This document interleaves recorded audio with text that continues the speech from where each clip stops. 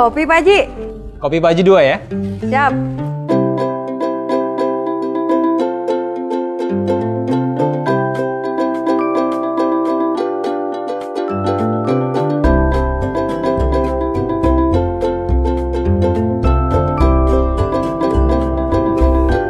Kopi Pak Haji. Kopi herbal Pasti halal.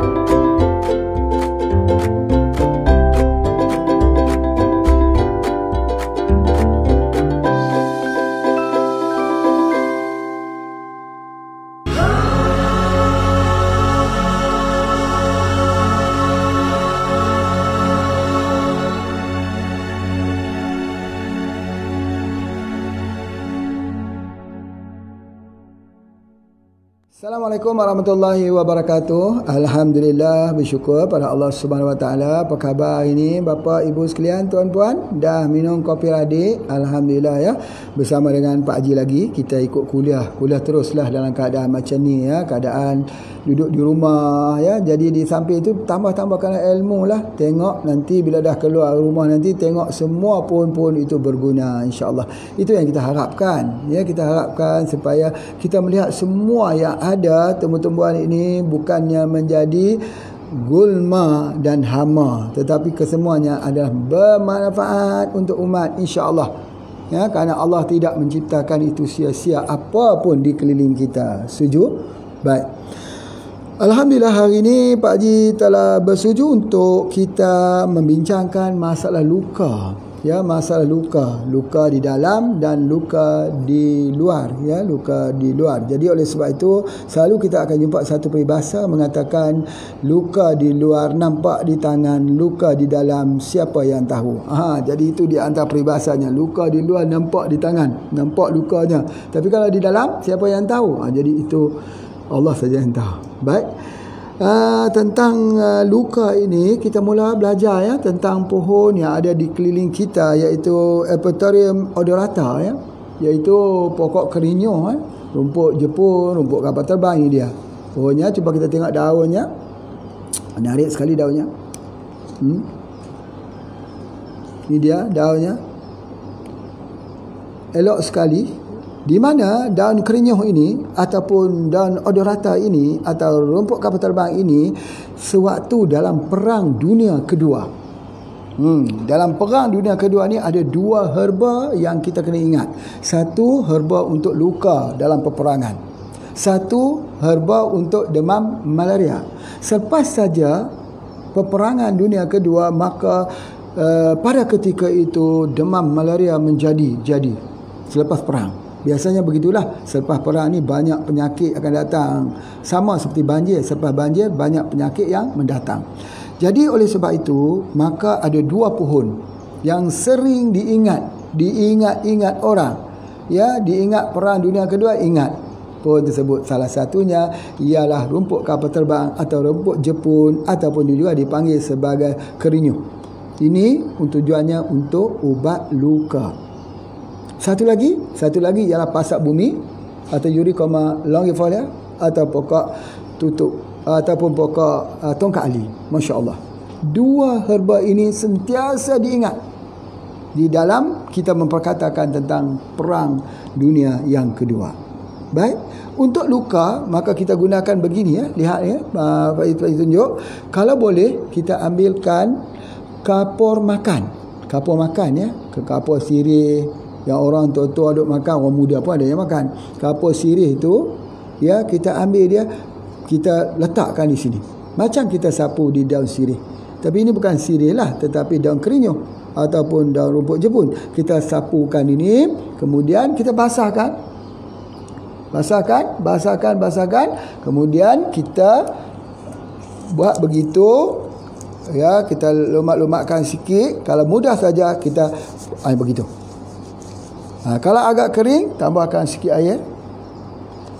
Begitu. Kita buat begitu di sini dipanggil apa ya? Kalau bahasa Malaysia diupar lah, kita kata.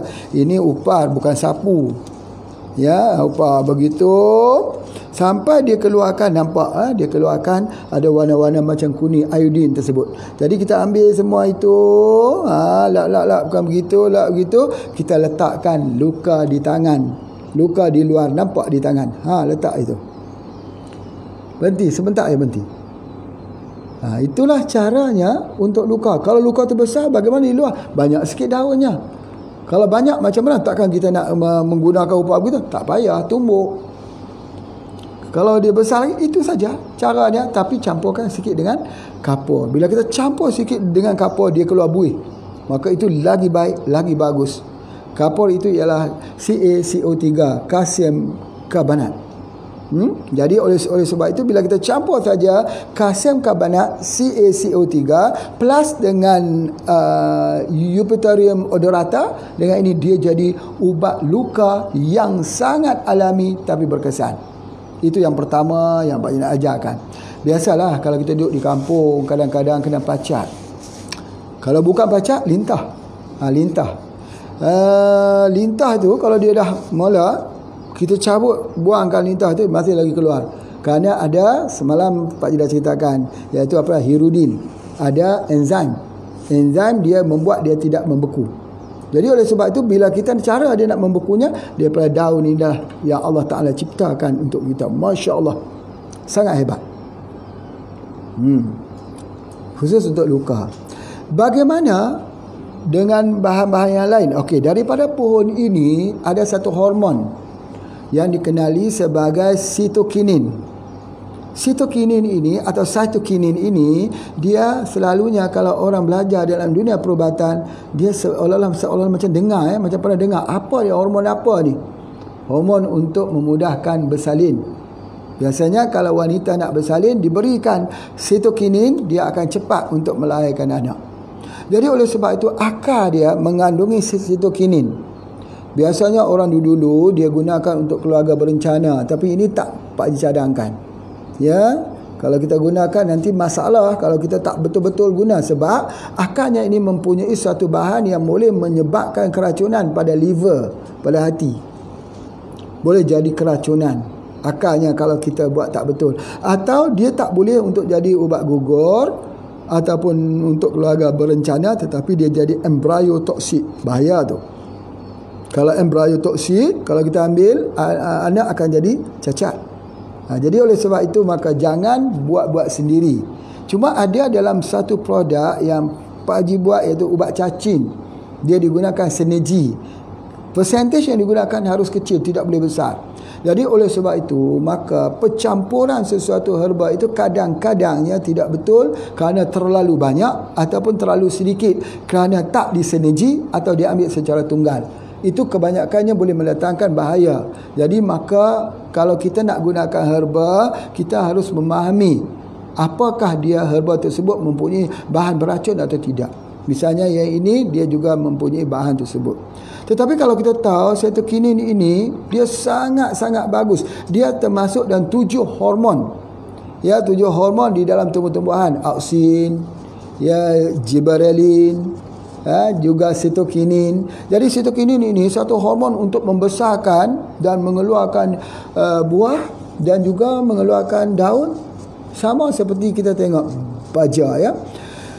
Kalau kita ambil kotoran ayam itu banyak nitrogen untuk daun, untuk nak bagi hijaukan daun, nak bagi dia yang kecil, pokok kecil nak besarkan. Tetapi kalau kotoran kambing, dia banyak fosfat. Kotoran kambing, kotoran sapi, guna untuk apa? Untuk bunga dan juga untuk buah. Jadi oleh sebab itu, kita tengok cara kegunaan dia.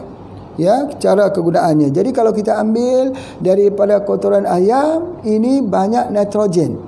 Banyak untuk pertumbuhan, untuk daun, pokok bayam, pokok sawi, pokok kangkung, pokok yang kita nak ambil daunnya. Tapi kalau kita tengok untuk dia buah, pokok-pokok buah-buahan, maka banyak guna daripada kotoran kambing.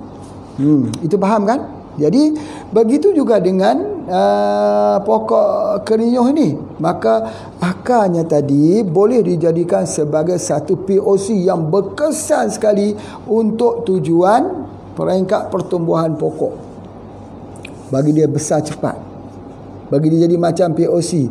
Apakah POC HPA ini menggunakan akar kerinyuh? Tidak. Tetapi boleh guna? Boleh. Apa dia? Cara dia? Baik, Pak Haji ajar pada hari ini cara kita menggunakannya. Macam mana cara gunakan? Jadi kita kena ingat bahawa cara menggunakan ini mesti berformulakan. Yang pertama kita ambil dia sebanyak 10 kilo. Ya, 10 kilo dicampur dengan 10 liter air. 10 kilo campur dengan 10 liter air. Kemudian dicampur dengan 1 kilo gula merah. 1 kilo gula merah. Dah cukup?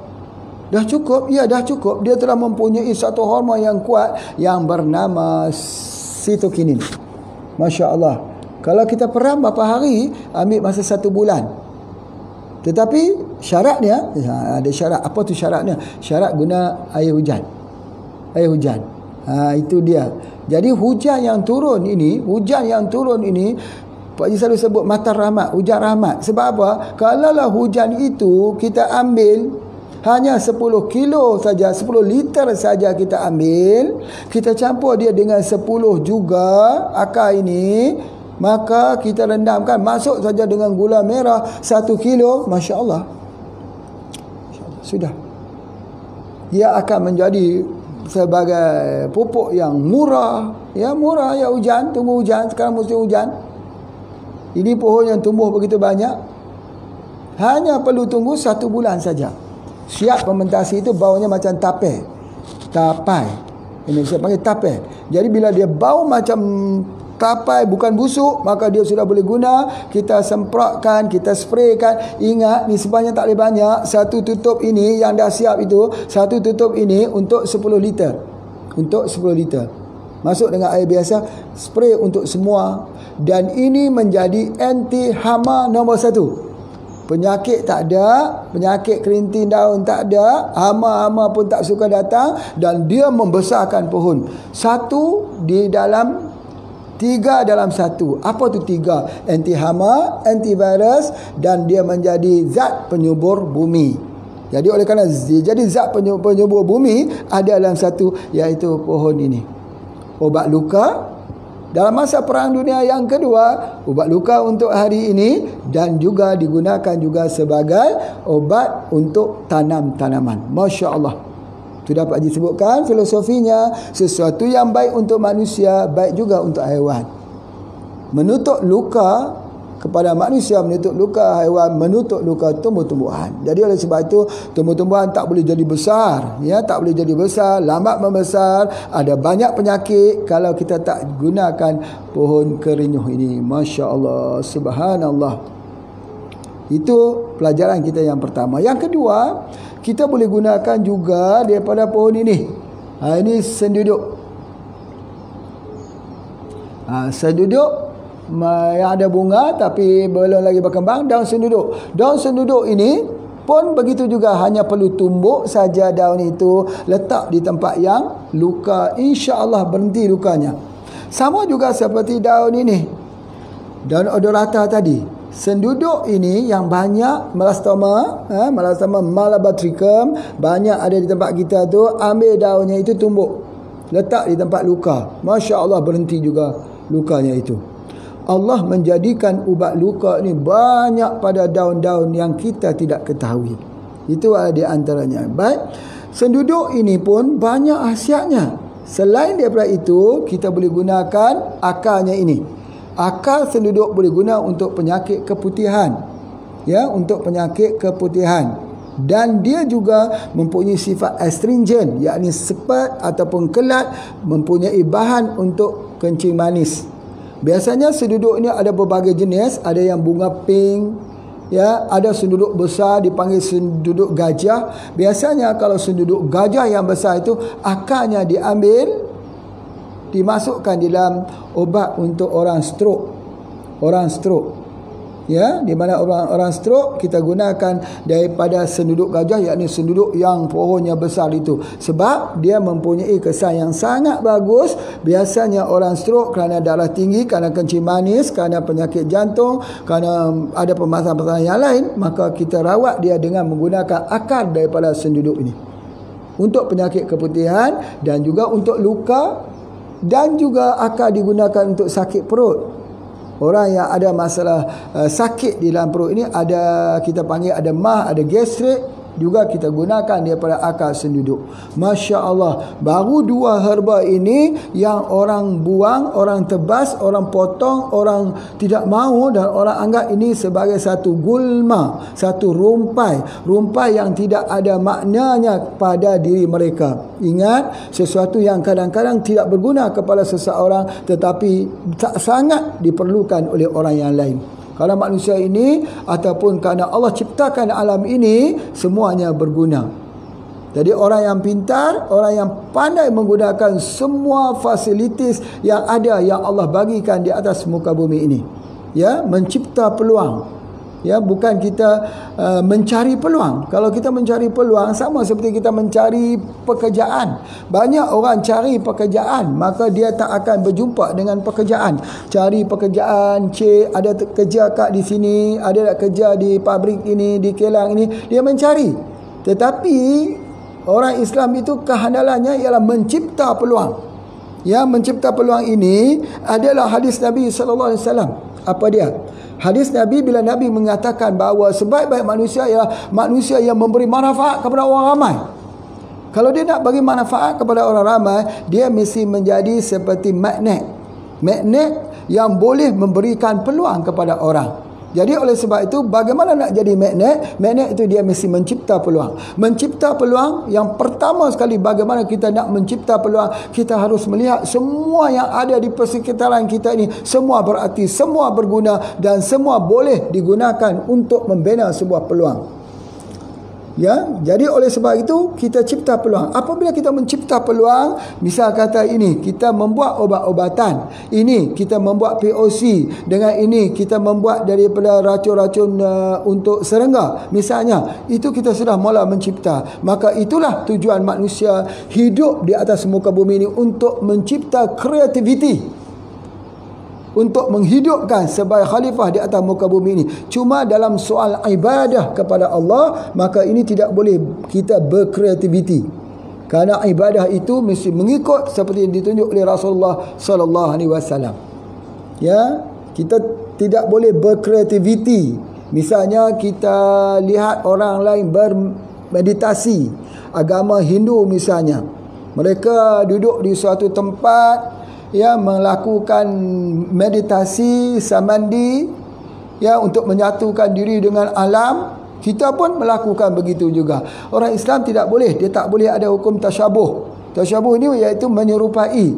Nabi kata kalau kita menyerupai suatu kaum beribadat seperti itu kan, kita mengikut pada kaum tersebut, kita mengikut agama kaum tersebut. Sebab itu tidak boleh. Sebab itu Nabi SAW apabila melihat ada sahabat yang membaca kitab Taurat, ya, kitab Taurat, maka Nabi SAW melarang bahawa Al-Quran itu sudah cukup sempurna, cukup. Jadi kalau begitu, maka kita boleh berkreativiti untuk semua, untuk alam ini. Dia menjadi satu kebaikan kepada kita, kebaikan kepada seluruh alam ini. Tetapi dalam soal ibadah kita kepada Allah, kita harus mengikuti ittiba' as-sunnah Nabi SAW. Itu asas, ya. Itu asas yang kita nak pegang. Dalam dunia ubatan kita boleh berkreativiti.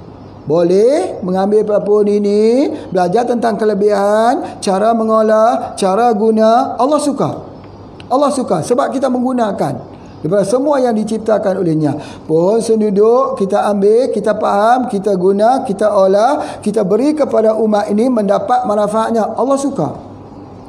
Allah suka.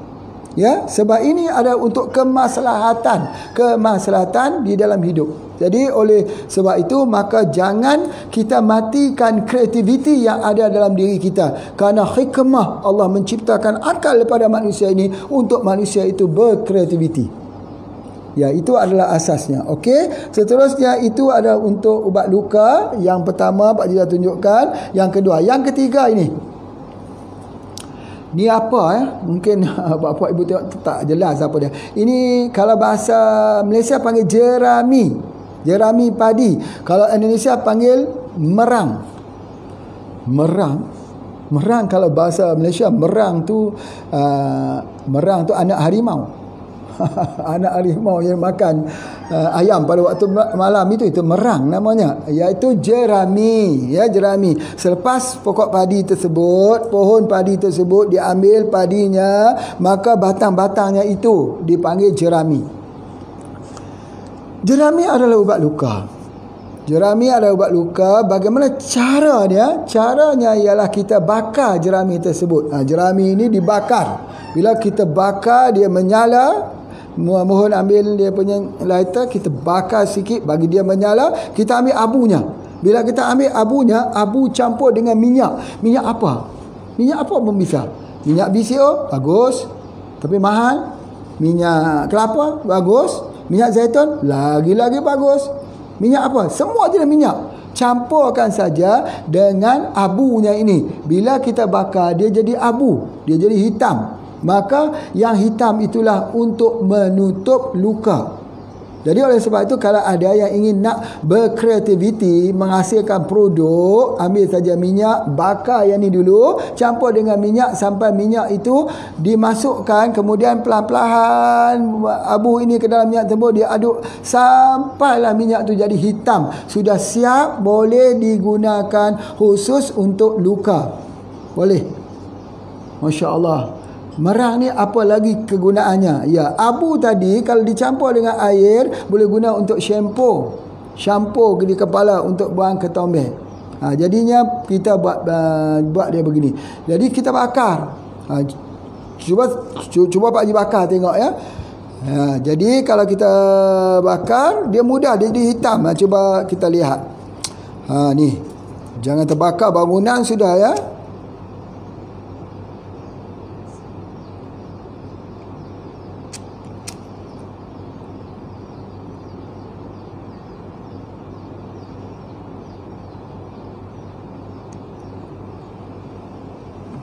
Itu dia. Lembab sikit, basah hujan malam tadi. Apabila kita bakar itu, terdapat yang warna hitam, arangnya warna hitam tu. Yang hitam itulah yang kita gunakan khususnya untuk campur dalam minyak untuk luka. Begitu juga yang hitam tu kalau kita gunakan ke dalam air, dia jadi juga ubat untuk ni. Untuk apa? Untuk ketombe, untuk kelemomor.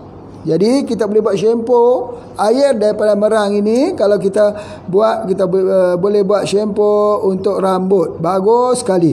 Dia juga menghitamkan rambut.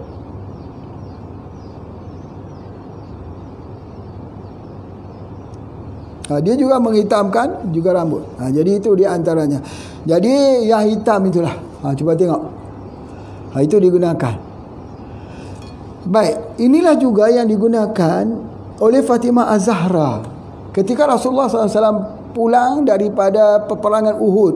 Di pipi kanan Rasul ni luka, maka darah keluar tidak berhenti. Maka Rasul singgah di rumah Fatimah. Sayyidina Ali membawa air lalu membasuh luka tersebut. Kemudian Fatimah Az-Zahra, puteri kesayangan Rasulullah SAW, mengambil tikar yang dibuat daripada daun lalu membakarnya. Jadi hitam begini. Maka ini daripada hitam inilah diambil, diletakkan itu, lalu abunya itu menyebabkan luka yang berhenti. Subhanallah. Maha suci. Maha suci Allah.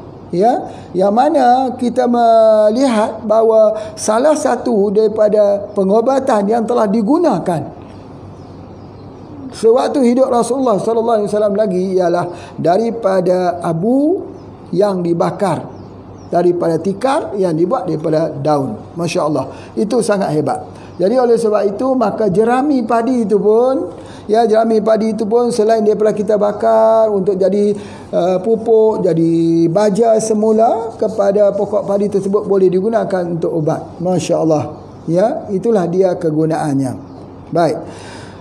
Selain daripada ini, apa lagi ya herba-herba yang ada di keliling rumah kita yang boleh kita jadikan ubat luka di luar ya, sebelum kita cerita luka di sebelah dalam. Apa dia? Salah satunya aloe vera. Aloe vera lagi cepat. Aloe vera ni termasuklah luka datang daripada luka terbakar api atau minyak. Minyak yang kita kena minyak atau kita kena api atau luka, cara nak hentikan luka tersebut ialah dengan menggunakan aloe vera. Lidah buaya kita potong. Kita potong sikit di tengahnya itu, ambil jelinya itu bersama dengan itu sebelah yang kita telah potongkan itu, letak ditempelkan, dia berhenti. Itu aloe vera, sangat dahsyat. Aloe vera ini dalam pengobatan Islam ada, digunakan, dipanggil jadam. Pahit macam jadam. Jadam itu ialah aloe vera.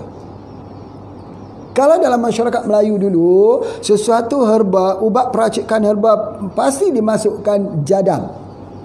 Jadam ini banyak kegunaannya. Salah satunya dia adalah sebagai pelawas.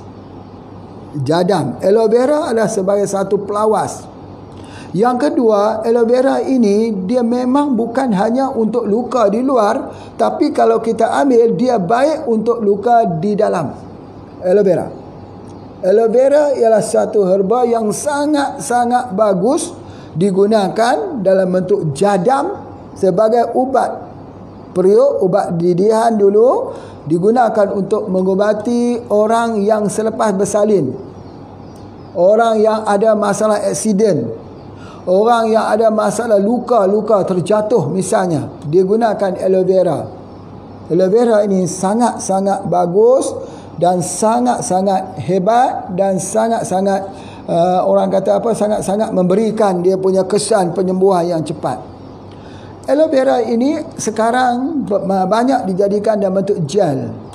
Gel untuk anti radang. Orang yang ada permasalahan, misal kata ya, sebagai contoh, orang ada masalah penyakit kencing manis, panas kakinya pada waktu malam, menyucuk-nyucuk seperti jarum itu, cara dia hendaklah didinginkan dengan aloe vera. Ambil gel aloe vera, boleh digunakan. Orang yang ada gout, boleh guna gel aloe vera.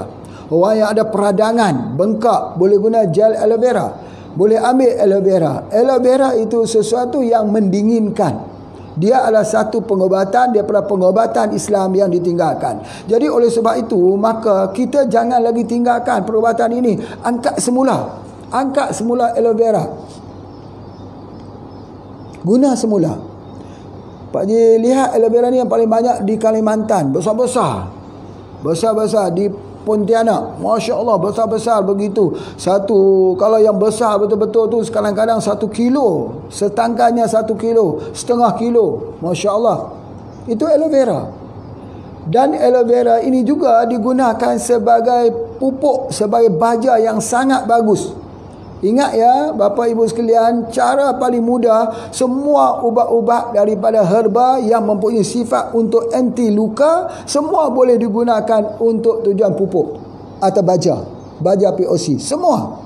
Termasuk aloe vera, bagus untuk luka, guna untuk pupuk ataupun membuat baja. Begitu juga dengan daun seduduk, guna untuk luka, paling bagus untuk membuat baja. Begitu juga dengan rumput Jepun, bagus untuk luka, bagus juga untuk membuat pupuk dan baja.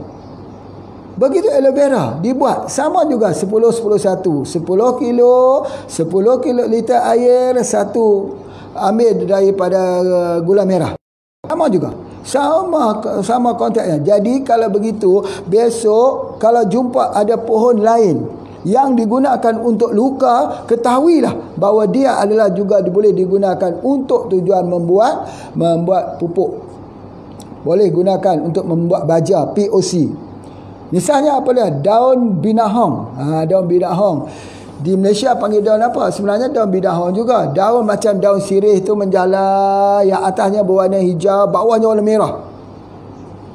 Indonesia panggil juga binahong. Itu pun sama juga. Kita tumbuk-tumbuk boleh letak di tempat luka, berhenti luka. Sama juga boleh gunakan untuk pupuk untuk baja. Baja itu berartinya menutup luka yang ada pada tumbuh-tumbuhan. Kalau manusia, menutup luka yang ada di kulit manusia ataupun di dalam tubuh manusia. Itu boleh digunakan. Masya Allah. Kita gunakan daripada binahong, aloe vera, senduduk, boleh kita gunakan. Masya Allah. Itu yang Pak Ji sebutkan 4 cukup untuk hari ini. 1, 2, 3, yang keempat ialah binahong. Okey, 4 herba tersebut. Boleh tumbuk-tumbuk, letak untuk kegunaan luarnya. Baik, untuk kegunaan dalamnya pula, maka ada beberapa herba yang berfungsi untuk menutup luka sebelah dalam ini, Ya, minta maaf ya. Bismillah.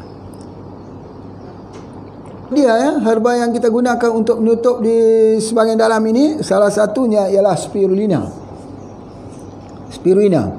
Kalau luka kita luka di sebelah dalam kita, maka terbaik kita guna spirulina. Macam mana kita nak tahu tubuh badan kita luka di sebelah dalam? Kalau kita tak aksiden, kita tak tabrakan, kita tidak terjatuh, tapi kita nak tahu apakah dalam tubuh badan kita mengalami luka yang banyak. Senang saja, cuba kita bekam. Ketika kita bekam, maka darah yang keluar itu banyak darah yang hitam mengumpal, kental. Itu menunjukkan bahawa kadar luka yang berlaku di dalam tubuh badan kita. Kalau kita buka dalam kitab Al-Hijamah, kitab bekam, banyaknya darah kental, darah yang kental, darah yang likat ini, ya, yang seperti jeli ini, menunjukkan banyak lukanya di bahagian jantung. Bahagian jantung. Sebab itu bekam terbaik, ya betul, untuk kesemua titik-titik bekam sunnah Nabi SAW. Tetapi ada titik-titik juga, titik sunnah juga di belakang ini. Itu minimanya. Kalau kita tak bekam di bahagian lain, bekamlah di sebahagian belakang ini, kerana kita nak keluarkan darah-darah yang ada di bahagian jantung, yang mana darah ini adalah darah-darah hasil pecahnya kapilari darah-darah kecil. Begitu di otak kita sentiasa pecah, terawat dan sebagainya. Jadi oleh sebab itu, maka kita bekam. Jadi kalau begitu, kalau bagaimana cara dia, ya, bagaimanakah cara untuk merawat luka di dalam tubuh badan kita ini? Caranya ialah menggunakan spirulina. Spirulina itu adalah bahan untuk menutup luka-luka daripada kapilari darah yang kecil di dalam tubuh badan kita. Setiap saat dia pecah. Jadi oleh sebab itu, kalau kita nak mendapatkan blood circulation yang bagus, darah yang bagus, darah yang mengandungi oksigen yang cukup, maka jangan tinggal spirulina. Kerana spirulina itu adalah salah satu daripada herba khususnya untuk luka di dalam tubuh badan kita, spirulina. Jadi kalau orang itu lemah, lesu, apa juga penyakit yang mendatangkan kelemahan dalam tubuh badan kita, apa juga penyakit, maka berikanlah spirulina. Cuma spirulina tak diberikan kepada satu penyakit, iaitu namanya thalassemia. Orang penyakit thalassemia tidak diberikan spirulina atau tumbuh-tumbuhan hijau. Sebab apa? Sebab tumbuhan hijau ini dia mengandungi zat besi yang tinggi. Kalau spirulina dia mengandungi zat besi yang tinggi. Moringa, kelor mempunyai zat besi yang tinggi. Bila itu tinggi, maka dia akan menyebabkan apa? Dia akan menyebabkan kelebihan zat besi tersebut. Jadi oleh sebab itu, orang yang ada thalassemia, dia sedia lebih zat besi. Kalau kita ambil lagi yang berwarna hijau, dia akan menambah menjadi semakin parah. Jadi oleh sebab itu, maka bila orang itu ada thalassemia, kita tidak berikan dia dengan spirulina. Tidak bagi dengan spirulina. Selain daripada itu, kita berikanlah dengan spirulina. Banyak kesihatan kita sembuh dengan spirulina. Kerana selain daripada zat besi, untuk ibu selepas bersalin perlukan zat besi, kita berikan dengan spirulina. Dia juga adalah untuk menutup luka-luka hasil selepas orang itu bersalin. Orang kalau kita sudah bersalin, kalau seorang itu bersalin, dia ambil zat besi yang ada di hospital, di rumah sakit, kita ambil, kita makan dia jadi sembelit. Najis itu keluar jadi hitam. Tetapi kalau kita ambil zat besi daripada spirulina, malah dia tak sembelit, lawas, tetapi cepat recover daripada zat besi yang kurang dalam tubuh badan kita, kerana darah kita itu keluar begitu banyak ketika melahirkan anak. Itu kelebihannya. Jadi kalau begitu, ubat luka di dalam tubuh badan kita ini yang terbaiknya bernama spirulina. Yang kedua, ubat luka dalam tubuh badan kita ini bernama pegaga. Pegaga salah satu lagi herba yang digunakan untuk menutup luka. Apatah lagi luka di bahagian kepala. Misalnya berlakunya pendarahan atau terjadinya darah beku di dalam kepala. Bila berlaku pendarahan di dalam kepala ini ada darah beku, maka biasanya terjadi koma, stroke, sakit kepala. Jadi apa-apa juga yang merasakan ketidaksenangan dia sebab terdapat itu menyebabkan lupa dan sebagainya. Jadi macam mana kita nak keluarkan darah beku di dalam kepala kita? Operasi itu pengobatan alopati. Kalau dalam herba dia keluarkan itu melalui 3 cara. Yang pertama berbekam, yang kedua dia ambil pegaga, yang ketiga dia lomorkan kepala ini dengan minyak but-but atau MPH. Dilomorkan kerana minyak itu dia menghangatkan dan akhirnya darah beku tersebut dia akan hilang dengan izin Allah. Ini bapa ibu boleh cuba kepada mereka yang sudah dikatakan ada darah beku di dalam kepalanya itu. Dilomorkan kepalanya itu dengan lomor, artinya basahkan betul-betul sampai dia basah betul-betul dan dia akan menghilangkan daripada ketolan darah yang ada dalam otak tersebut. Menarik kan? Bagi dia minum dengan apa? Dengan pegaga. Lagi menarik, berikan dia dengan spirina. Itu kaedah untuk menyembuhkan luka di dalam tubuh badan kita.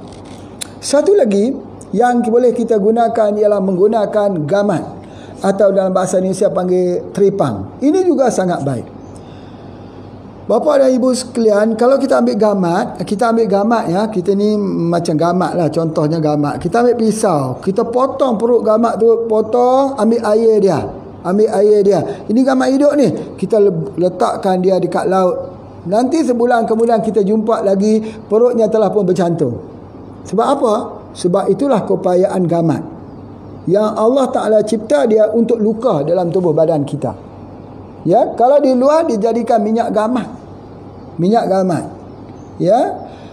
Tetapi kalau sebelah dalamnya itu kita buat dalam kapsul gamat. Bila kapsul gamat emas ini, gamat emas tu gamat yang kecil warna kuning, orang panggil gamat emas. Jadi bila kita gunakan itu, maka dengan cepat luka kita tercover dalam tubuh badan kita. Cepat luka. Orang ada mah. Banyak orang bertanya dekat Pak Haji, apa ubat mah sebenarnya? Gamat, tripang. Kita ada kekambar gold kekambar apa yang dikeluarkan di Indonesia. Di Malaysia ada kapsul gamat emas. Jadi itu semua ada sangat baik. Air gamat boleh kita gunakan, kapsul gamat kita boleh gunakan. Kalau di luar boleh gunakan krim gamat, boleh digunakan. Gamat ini dia pula mempunyai apa dipanggil glukosamin dan juga dia mempunyai chondroitin. Glukosamin, chondroitin, omega 3 semua ada kepada gamat. Apa dia glukosamin dan chondroitin? Dia adalah bahan yang paling baik untuk joint, untuk sendi lutut. Macam Pak Haji sebutkan bahawa sendi ini baik untuk kolagen, baik dengan menggunakan kolagen. Kolagen ini yang kita ambil daripada sirip daripada ikan merah. Itu memang betul. Tapi salah satu bahan yang bagus lagi, yang kuat lagi, iaitu kita ambil daripada gamat. Masya Allah. Gamat ini dia juga kalau kita ambil dia, kita makan, dia buat sup, dia akan menjadikan kulit kita licin, halus. Ya, halus. Sama seperti kita ambil kolagen, kulitnya akan jadi halus dan akan jadi licin. Jadi oleh sebab itu, maka gamat salah satu pengobatan yang kita kena ada di rumah kita untuk wanita selepas bersalin, untuk selepas operasi, untuk tabrakan, untuk aksiden, untuk jatuh, untuk darah beku, untuk stroke, untuk masalah jantung. Ya, betul. Ya, dia ada omega 3, ada DHA dan EPA. DHA untuk otak, EPA untuk jantung. Subhanallah. Jadi sebab itu filosofinya yang Pak Haji sebutkan, suatu herba itu dia bukan hanya khusus kepada satu bahagian tubuh saja. Herba ni untuk jantung saja, herba ni untuk paru-paru saja, herba ni untuk otak saja. Tidak. Ya, Allah membuat keseimbangan. Herba itu boleh digunakan daripada hujung rambut sampai hujung kaki. Tetapi ada yang khususnya. Yang khususnya ada, tetapi kebaikannya untuk daripada hujung rambut sampai hujung kaki. Jadi oleh sebab itu, herba diambil oleh orang sihat. Herba diambil oleh orang sihat. Orang sihat lebih perlu herba daripada orang sakit. Kenapa? Supaya dia dapat mempertahankan kesihatannya. Supaya dia dapat maintain kesihatannya. Apakah soalannya? Apakah bila orang tu ambil herba dia tidak akan sakit? Kita tak boleh bertanya macam tu.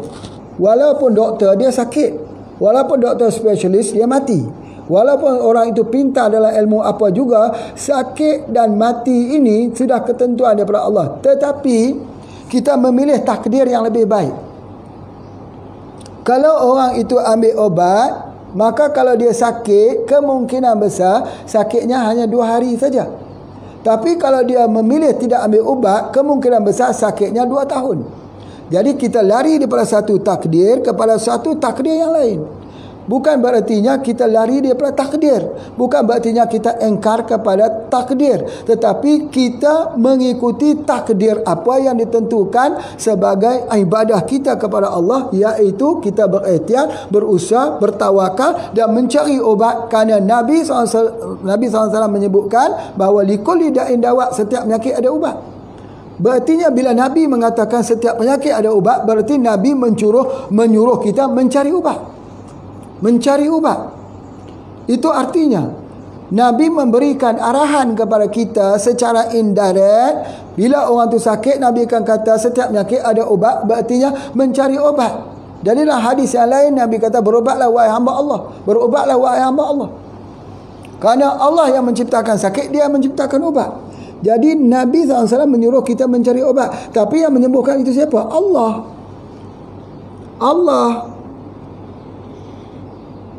Allah yang menyembuhkan kita ini. Dan Allah menjadikan hidup ini ada sebab. Allah jadikan hidup ini jadi sebab. Tetapi sebab hakikat yang sebenarnya datang daripada Allah. Bila kita lapar, kita makan. Tetapi hakikat yang menghilangkan kelaparan itu Allah. Bila kita haus, kita minum. Allah jadikan hakikatnya yang menghilangkan haus itu adalah Allah. Itu keyakinan kita. Keyakinan kita tidak meletakkan iman kepada benda. Kita beriman kepada Allah Subhanahu Wa Taala. Apa yang Pak Haji sebutkan daripada mula sampai ke saat itu adalah merupakan ikhtiar kita sebagai manusia, sebagai hamba Allah. Wahai hamba Allah, berikhtiarlah kamu. Ya, kita berikhtiar. Kita berikhtiar. Allah menyuruh Nabi Musa alaihissalam, pukullah kamu. Pukullah wahai Musa tongkat kamu di laut. Allah tidak berkehendakkan tongkat Nabi Musa untuk membelah lautan. Tak berkehendak Allah, hanya kun fayakun. Tapi Allah berkehendakkan ikhtiar. Ikhtiar sebagai seorang hamba, wahai Musa, pukul tongkatmu. Barulah Allah jadikan kun. Baru Allah jadi fayakun. Jadilah jalan yang membolehkan Nabi Musa membawa Bani Israel lewat lari daripada kejaman Firaun. Itu di antaranya ikhtiar. Buat dulu. Jadi bila kita ada ikhtiar, kemudian kita telah berikhtiar, kemudian baru kita menyerahkan diri kita kepada Allah. Baru komplit yang dinamakan pengobatan Islam. Pengobatan Islam kita tidak boleh menjadikan sama seperti kita mencari rezeki. Kita duduk di masjid, kita berdoa, ya Allah berikanlah kepada aku rezeki, ya Allah datangkanlah kepada aku rezeki. Hari-hari kita duduk dekat masjid. Betulkah begitu? Tak betul. Sayyidina Umar bin Khattab pernah memarahi pemuda. Dia kata, wahai pemuda, kalau kamu duduk dalam masjid ni, kemudian kamu berdoa, wahai Tuhanku, kurniakanlah nikmat yang ada di sisimu. Ketahuilah wahai pemuda, kata Sayyidina Umar, sesungguhnya langit itu tak pernah menghujamkan emas atau perak. Apa artinya? Langit tak pernah menghujamkan emas atau perak.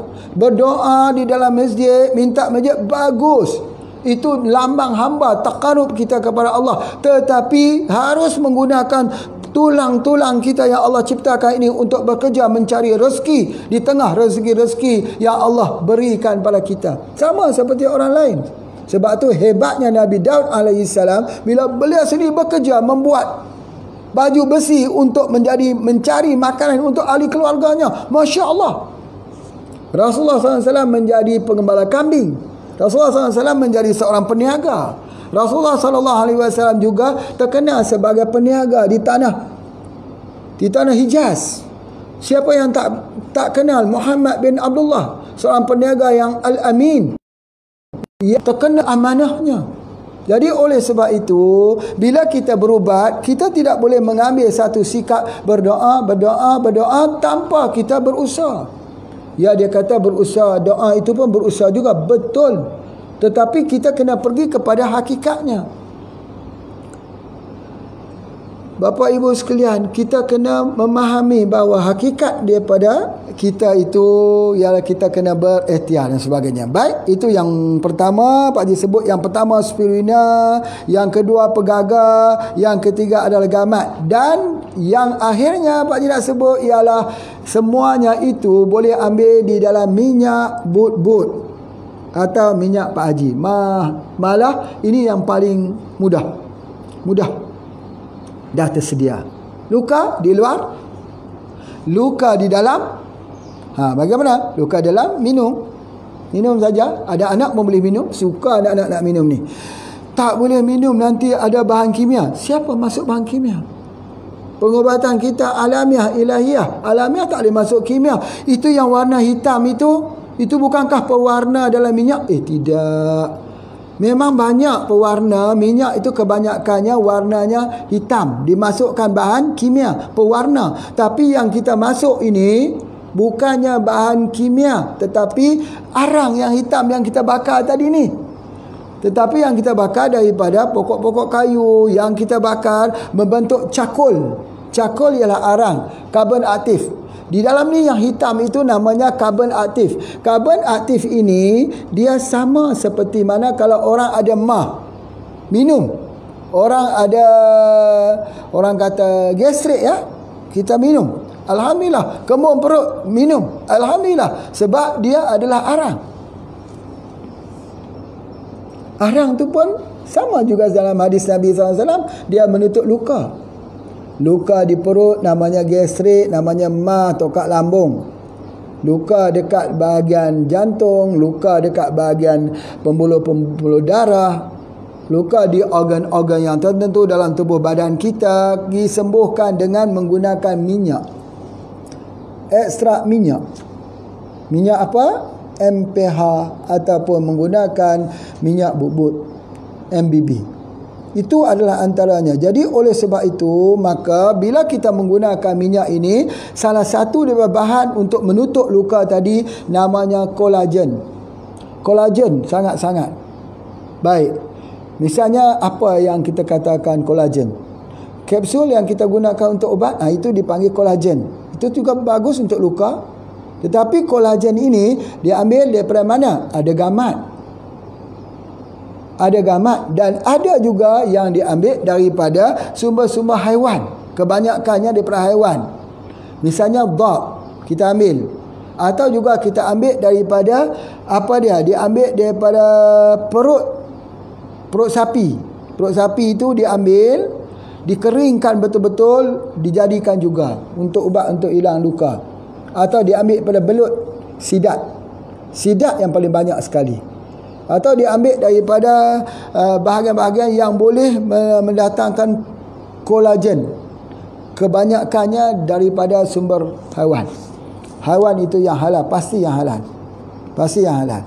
Jadi oleh sebab itu maka dia cepat hilang. Jadi kalau kita luka, kita rinjis-rinjis, kita letakkan situ, itu untuk di luarnya. Yang ubat makannya, ya aspirina, gamat, boleh guna juga pegaga. Dan kita boleh gunakan juga minyak ini. Masya Allah, subhanallah. Kalau kena air panas, cepat-cepat. Tapi kalau kena air panas, jangan kita sapu ya. Dia bertambah lagi peradangan, tapi rinjis-rinjis. Macam tu. Itu di antaranya. Kemudian boleh guna juga untuk batuk. Gunakan juga untuk tonsilitis, tonsil, amenal. Batuk berpanjangan, sakit dada sebelah kiri. Bila hari ni sakit dada takut ya, takut jantungnya silent killer, takut sakit dada ni COVID-19 lah, sakit dada kerana takut sekali, sakit dada sikit terasa berat sekali. Selalunya akan timbul satu ketakutan. Orang tu akan hantar, Pak Haji tolong aku, sebab apa? Aku sakit dada, tariknya nyeri sekali. Sebab apa? Dia terbayang COVID-19. Sebenarnya dia tak ada apa, masalah gastrik je, mah saja. Ambil minyak bubuk, ambil MPH, minum. Ya, ambil apa lagi? Ambil 7 angin, minum. Oh, dia kata, ya bagus, alhamdulillah. Ada minum susu tak pagi tadi? Minum. Ada minum susu tak pada malam hari tadi? Minum. Minum susu tadi ada terkontaminasi. Susu lama apa? Susu itu ada terkontaminasi. Jadi oleh sebab itu saya nak bagi tahu bapa ibu sekalian, susu harus kita lihat betul-betul. Sebab kadang-kadang kalau kita sudah buka, kalau kita tengok betul-betul, kena cium. Kalau ada bau sedikit fermentasi, kena buang. Sebab susulah yang paling cepat menjadi racun di dalam tubuh badan kita. Itu mesti ingat. Sebab itu kalau anak-anak jadi mencret, diarrhea, muntah, tengok susu. Kadang-kadang susu yang kita beri padanya tak sesuai dengan dirinya, mesti tukar susu. Kadang-kadang kalau dia tak sesuai, dia tumbuh merah-merah, mesti kita tukar susu tersebut. Anak kecil paling sesuai dengan susu ibu, tapi susu ibu tidak keluar. Susu ibu itu tidak keluar, masih belum ada susu. Jadi anak tu nak makan apa misalnya ya, dia pun berikan daripada susu yang lain. Maka paling tidak bagus ialah susu formula. Susu formula itu tidak bagus untuk anak-anak. Tetapi kalau sudah tidak ada susu apa yang kita nak berikan lagi?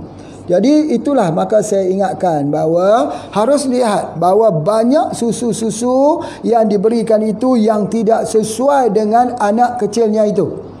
Kalau boleh susu sendiri sampai sebelum umur 2 tahun.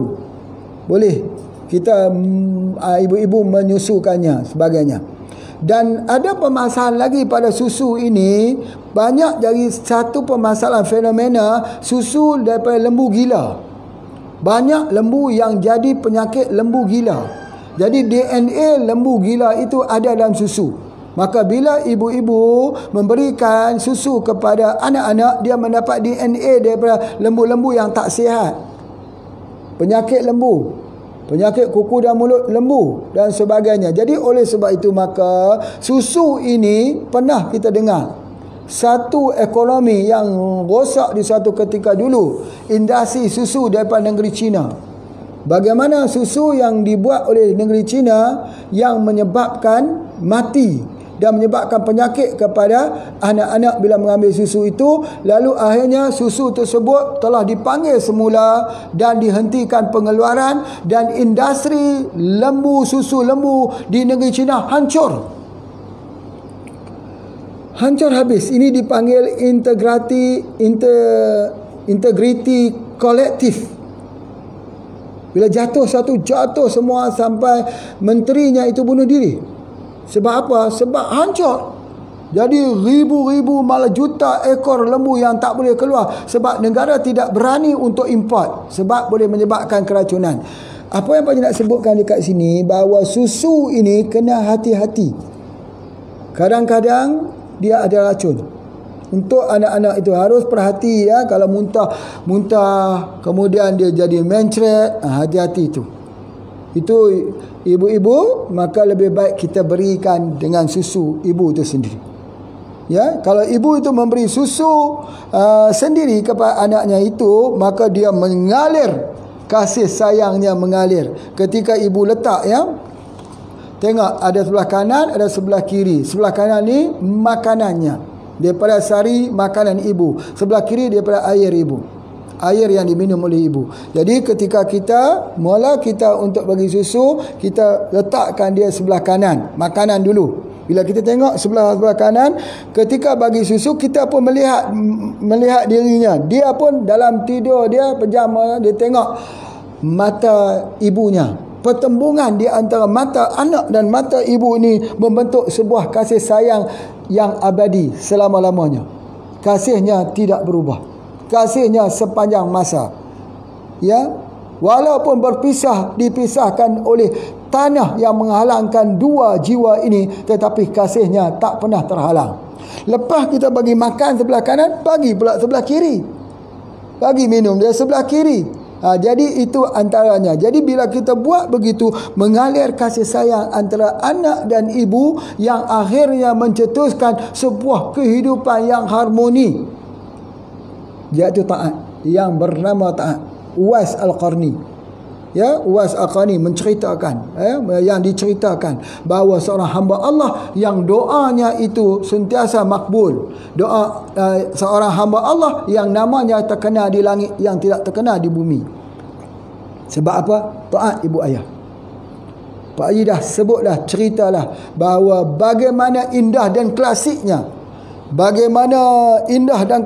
andai boleh kita lukis dalam bentuk lukisan seorang ibu yang sedang menggendong anaknya ini, memberi anaknya susu. Dia memandang kepada mata anaknya, anaknya mau memandang pada dirinya, maka bertemulah dua perasaan ini, kasih sayang ikat mengikat di antara lapis berlapis-lapis kasih sayangnya pada setiap hari, maka bertambah rinduannya pada setiap hari. Anaknya berada di mana pun tidak derhaka dia kepada ibu bapaknya, walaupun siapa pun anaknya jadi orang besar di hadapan ibu, dia tetap menjadi orang kecil untuk menghormati. Itulah dia orang yang membesarkan dirinya, itulah orang yang memberikan susu daripada tubuh badannya itu, itulah orang yang memberikan dia makanan daripada tapak kaki sebesar dua jari ini, sampai boleh berlari menjadi seorang pemimpin negara, menjadi seorang pemimpin kepada masyarakat, yang menjadi seperti kata menjadi seorang yang terhormat, seorang yang ada nama, seorang yang diberi pangkat, diberi gelaran, tapi asalnya daripada titisan air susu ibu di atas pangkuan anak tersebut. Mari kita lukis dalam bentuk lukisan. Tetapi bagaimana kalau kita melukis dalam bentuk kata-kata? Kita lukis dalam bahasa-bahasa yang puitis, membayangkan bagaimana perasaan seorang anak yang melihat mata ibunya, sesejuk mata ibu, sesejuk hati ibu, memberikan aku sesuatu susu yang daripada titisannya itulah mengalir ke dalam darahku, yang menjadikan aku sebagai seorang manusia hari ini, yang nama aku dikenali orang. Maka itu adalah hasil daripada ibuku sendiri. Jadi oleh sebab itu, maka luka yang di hati, itu luka dalam, luka luar, tapi luka hati. Luka yang paling kita takut luka di hati adalah luka hati ibu.